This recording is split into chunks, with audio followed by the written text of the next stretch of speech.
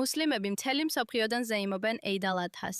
ისინი მიდიან მეჩეთებში სალოცავად და აწყობენ თხის, კრავის, ძროხის ან აქლემის მსხვერპლ შეწირვას. მეჩეთისკენ მიმავალ გზაზე ისინი ერთმანეთს ესალმებიან და დღესასწაულს უოცავენ.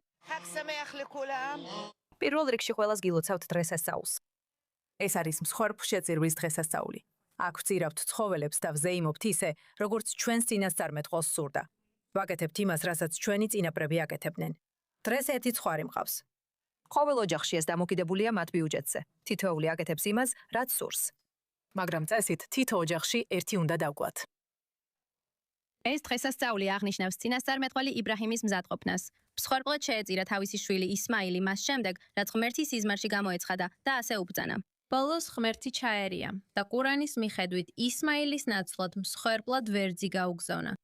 დღესასწაული მოდივს თჰუ-ჰიჯაჰზე, რომელიც ისლამ-სლამური კალენდრის ბოლო თვეა და ამ პერიოდში მუსლიმები ვალდებულნი არიან შეასრულონ ჰაჯი, წმინდა მექაში მომლოცველობა. ველაპირებ თქვა ის, რაც ღმერთმა მთხოვა მეთქვა.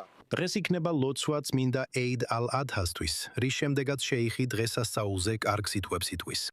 რას ვაკეთებთ დღესასწაულზე? როგორ წირავთ ღმერთს კრავს? რა თქმა უნდა, ჩვენი წინასწარმეტყველი იბრაჰიმი სურდა შეესრულებინა ღმერთის ნება და როცა ის მივიდა ღმერთის ბრძანების შესასრულებლად, ღმერთმა მას კრავი ჩამოუშვა, რომელიც ისმაილის ნაცვლად იყო. და ამიტომ წირავთ ჩვენს. იმედია ეს ყველასთვის ბედნიერი დღესასწაული იქნება.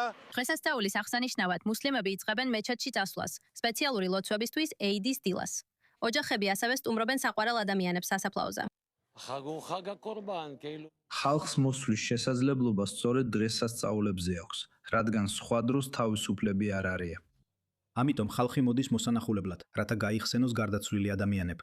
ნუ დავივიწყებთ, გვახსოვდეს ისინი, რადგან ჩვენც საბოლოოდ აქ ვიქნებით. ეს ცნობილი ტრადიციაა. ბევრი მუსლიმანი აღნიშნავს დღესასწაულს ცხოველის შეწირვით, რათა პატივი მიაგოს წინასწარმეტყველი იბრაჰიმის მზადყოფნას. ეს მუსლიმებისთვის სიმბოლური შეხსენებაა, რომ უნდა დაემორჩილონ ღმერთის ნებას. ზოგი ოჯახი თავად წირავს ცხოველს, ხოლო სხვები ფულს სანდო საქველმოქმედო ორგანიზაციებს ან ფონდებს წირავენ, რომლებიც მათ სახელით მოატყობენ შეწირვას და ხორცს გაანაწილებენ. ეს დღესასწაული მუსლიმანებისთვის სულიერ პასუხისმგებლობაზე, თვითანალიზსა და განახლებაზეა ორიენტირებული. ისინი ღმერთს თხოვენ გაწმინდონ წარსული ცოდვებისგან და ახალი წლიდან სუფთა ფურცლიდან დაიწყონ ცხოვრება.